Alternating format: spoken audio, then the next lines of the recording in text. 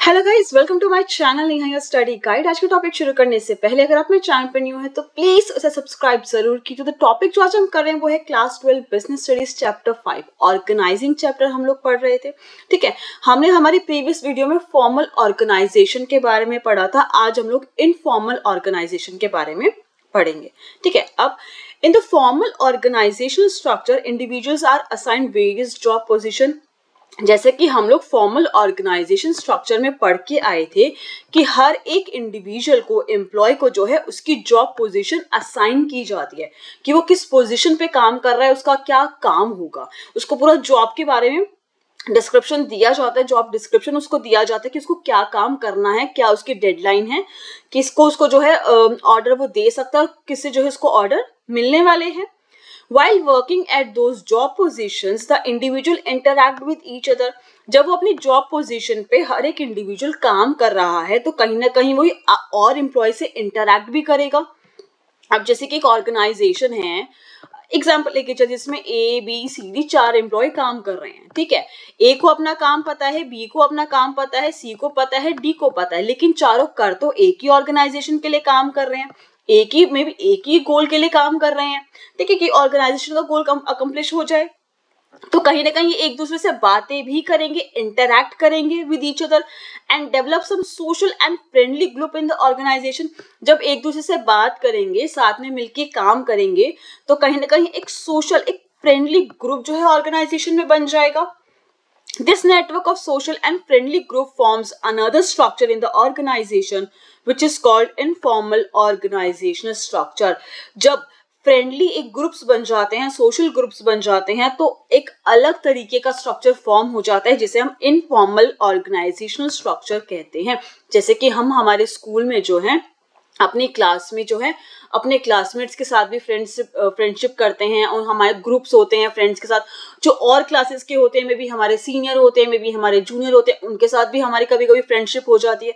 तो ये जब एक स्ट्रक्चर ये जो बन रहा है जहाँ पे इंफॉर्मेशन एक दूसरे से पास ऑन हो रही है, ठीक है, that is a informal structure. Informal, अब ऑर्गेनाइजेशन की बात हो रही है तो ऑर्गेनाइजेशनल, इनफॉर्मल ऑर्गेनाइजेशनल स्ट्रक्चर जब हम उसे कहते हैं जहाँ पे फ्रेंडली सोशल ग्रुप्स जो है क्रिएट हो रहे हैं। इसके फीचर्स देख लेते हैं। पहला फीचर क्या है? Informal organization structure gets created automatically without any intended effort of manager. Manager को कोई एफर्ट नहीं करना पड़ता कि जा तू उससे बात कर, जा तू उससे बात कर। ये ऑटोमेटिकली जब साथ में कुछ बच्चे मिलके कोई प्रोजेक्ट कर रहे हैं, या जैसे ऐसी ऑर्गेनाइजेशन में कुछ लोग, कुछ एम्प्लॉयज मिलके एक साथ में एक ही प्रोजेक्ट पे काम कर रहे हैं, ठीक है, तो कहीं ना कहीं उनमें बातें होंगी, तो कहीं ना कहीं फ्रेंडशिप होने के, सोशल ग्रुप बनने के चांसेस ज्यादा होते हैं, तो वो ऑटोमेटिकली क्रिएट हो जाता है। यहाँ पे मैनेजर को कोई एफर्ट नहीं करना पड़ता है इनफॉर्मल स्ट्रक्चर को डेवलप करने के लिए, वो ऑटोमेटिकली ही डेवलप हो जाता है।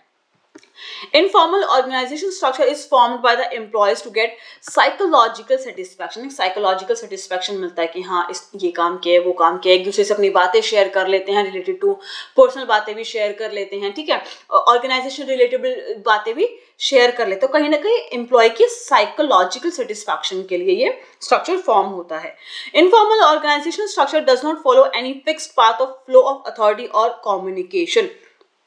जैसे कि फॉर्मल ऑर्गेनाइजेशन में हमारा एक स्केलर चेन बनता है कि जब इंफॉर्मेशन पास होती है, जैसे कि यहाँ पे ए को ई के पास कोई इंफॉर्मेशन पास ऑन करनी है, तो स्केलर चेन फॉलो किया जाएगा। भाई ए से यहाँ पे बी को जाएगी, देन इसको जाएगी, देन इसको जाएगी, देन इसको जाएगी, यहाँ से ये इन्फॉर्मेशन ऐसे पास ऑन होती है। लेकिन जब हम इनफॉर्मल स्ट्रक्चर की बात करते हैं तो कोई फिक्स्ड पाथ नहीं है, कोई स्केलर चेन, कोई फिक्स्ड पाथ नहीं है, कोई भी किसी से जाके कभी भी कोई भी बात कर सकता है।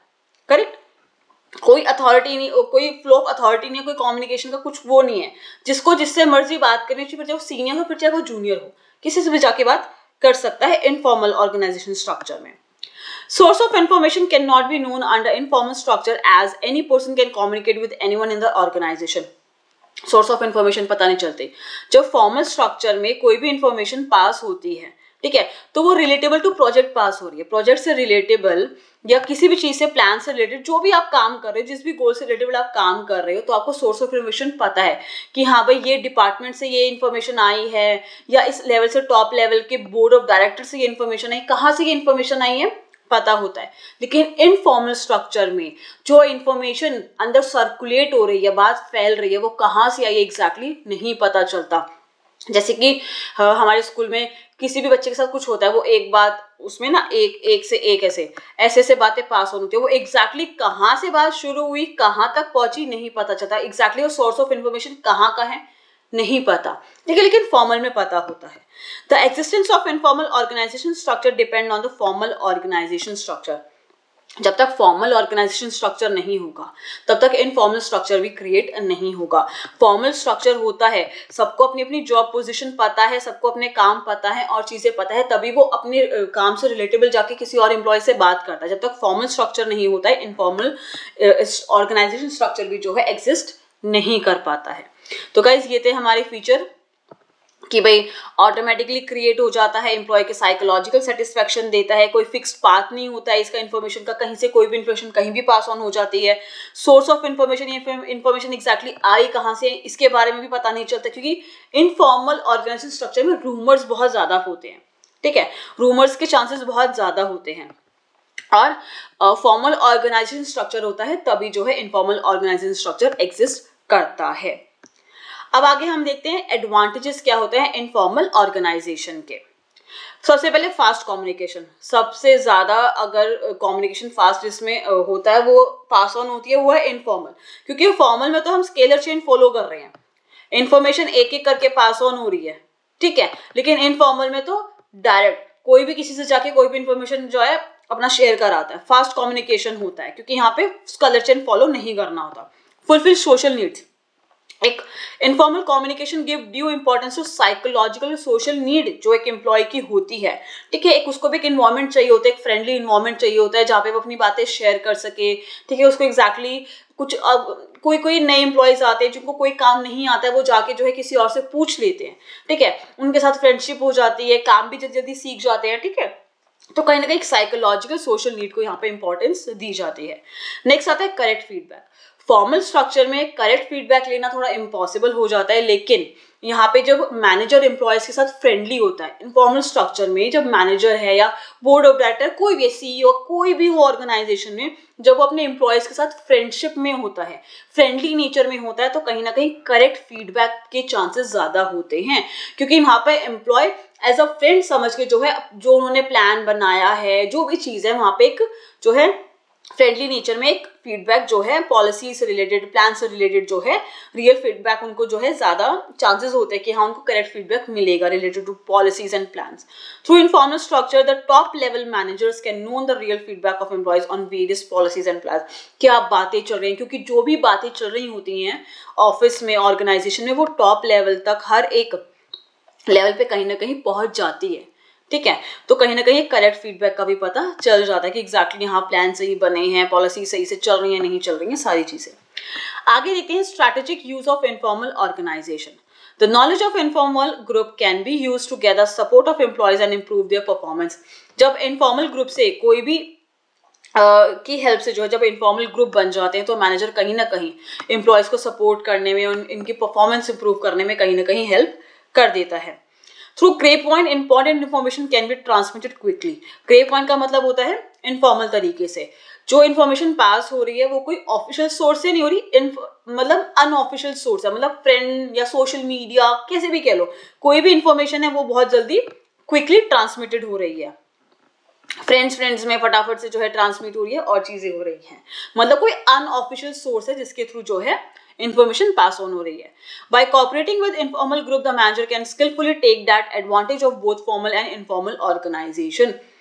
जब इनफॉर्मल ग्रुप होते हैं मैनेजर भी कॉपरेट करता है तो कहीं ना कहीं वो इस चीज का एडवांटेज उठा सकता है, उसको पता चल जाता है कि किस एम्प्लॉय में क्या स्किल्स हैं, क्या एम्प्लॉय किस हद तक जो है अपना काम ये बेटर कर सकता है, किस स्पीड में कर सकता है, उसको किस चीज की नॉलेज है, किस चीज की नहीं है, ठीक है। प्लान्स एंड पॉलिसी सही से वर्क कर रहे हैं नहीं कर रहे हैं, वो अगर कोई नई स्ट्रैटेजी बनाना चाहता है रिलेटेड टू प्रोजेक्ट तो वो बना सकता है, तो कहीं ना कहीं वो चीजें यहाँ पे हेल्प आउट कर जाती है। नेक्स्ट आता है डिसएडवांटेज। सबसे बड़ा डिसएडवांटेज क्या होता है इनफॉर्मल ऑर्गेनाइजेशन का? Spread rumours. सबसे ज्यादा इनफॉर्मल ऑर्गेनाइजेशन में रूमर्स के चांसेस सबसे ज्यादा होती है। रूमर्स लाइक कि बात शुरू कुछ हुई थी एंड कुछ और हो रही है, ठीक है, अफवाहें फैलना, वो सच है भी कि नहीं नहीं पता। According to a survey 70% of the information spread through informal organization structure are rumours which may mislead the employ. कभी कभी इन र्यूमर्स की वजह से एम्प्लॉय मिसलीड भी हो जाता है।